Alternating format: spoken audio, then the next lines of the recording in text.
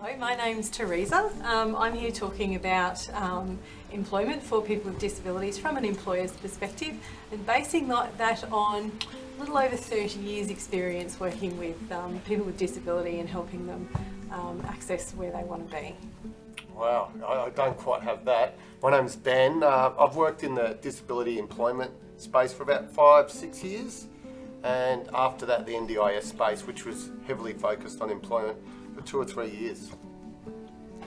My name is Bilge. I work for Wesley Mission Queensland, working as a diversity and inclusion lead, and I have been working with diverse communities almost 14 years. So if we think about when we're interviewing people, what's the main thing that you look for that would make you pick that particular person? For me, it's really passion and integrity.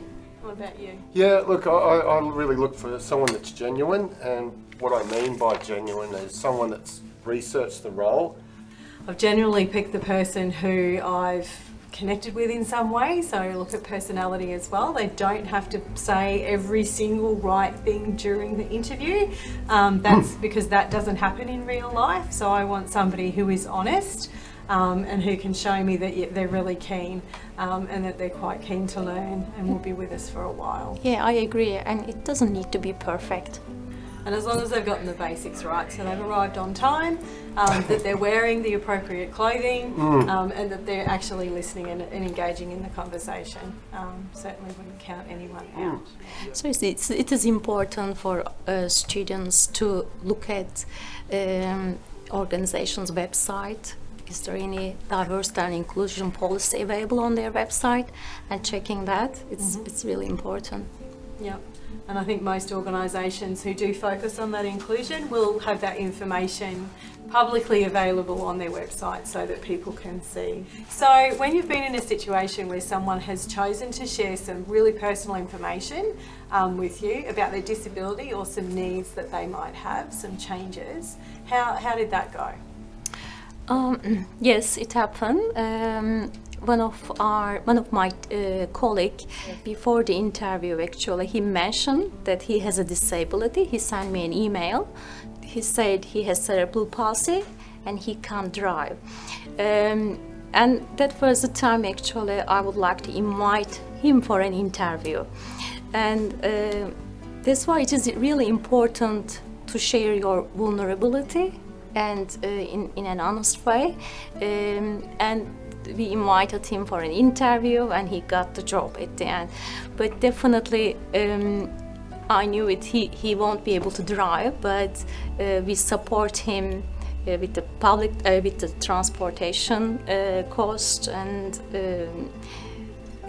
with his travel expenses. Yeah. So it certainly didn't put you off? No, definitely. Considering this person? Yeah, definitely. I see always it's an opportunity for us to grow. And really hearing the lived experiences is really important, especially in this type of work. So there's almost an advantage in some ways, Bilge, that they've been able to disclose that before they've come in. It's almost. Yeah, I'm glad that he. Say that? Yeah, I'm glad that he emailed and he mentioned that in his email that he has a disability, so which helped me to think about. Okay, that's we really need that honest information, and why not be brave and be share what your vulnerability is. Yeah, for sure. And if you are divulging your disability because you do need some assistance and they're not responding in a good way, is that someone you'd want to work for anyway? That would be my question. You might be dodging a bullet there. So. And I guess it's hard if you have shared that personal information before and had a really negative experience. It can be really hard to gather your courage and say, well no, and as long as people have really considered carefully if they want to share that information, what information they're going to share and who they're going to share it with, remembering what it is they're trying to achieve. So I've decided, they may decide I'm going to share this with the employer after the interview because I want them to know that I'm worth considering. I just need to do things a little bit differently. What sort of advice would you give to somebody who's just about to finish school or they've finished school and they're figuring out what they're going to do next? Everyone has strengths and weaknesses, so don't be shy to apply a position. Don't limit your options and be brave. And there's so much nice people out there, you know. For sure. Yeah, look, I would say try and create a plan, and that's really hard for somebody that's young and possibly with a disability to come out of high school and to know what to do. But you've got to build from somewhere, you've got to start somewhere. So even if you don't have a resume, people say, I don't know where to start, just start. Put your name on a Word document in the computer, add that you've finished school, you started a resume. So you will add to that, put your work experience on there that you did. Speak to people you know about advice they have. You know, obviously look at what you enjoyed doing and try and find roles that lean on people, talk to people. That's where all that knowledge will start to take shape. It might not seem so straight from the bat, but you will start getting there. You're not alone. You're not in this by yourself. There are people out there that will help you. So, you know, you've got the disability employment services out there. And I guess my top bit of advice for probably everyone, but particularly people leaving school, is to make sure you use your networks. So that's just everybody you know. Tell everyone you know, I want to be, how can you help me? Yes. So it doesn't matter what it is that you want to be, somebody that you know is going to be able to help you get there. Keep using those networks and keep growing them.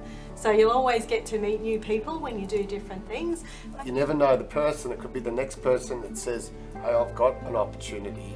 I know somebody with an opportunity, but unless you keep doing it and talking, try and get yourself out there. I know it can be easy for people to say, but try and get yourself out there to events, you know, like things such as Fresh Futures, for example. That's where you can rub shoulders with people that have got a lot of knowledge, and you don't know who's there looking for an employee. You just don't. There are so many different job opportunities for young people to be seen. So just be out there and connect with people. Yeah, for sure. And you know, as we've sort of all alluded to, there is a job out there for everybody, and you just got to find it. And the way to find it is to, you know, as we said, keep networking, keep talking to people. Make sure you're presenting the best version of yourself, as in, you know, like make sure you research things, make sure that people see the real you. And, you know, you will find that job, but you need to present yourself well, so in all aspects.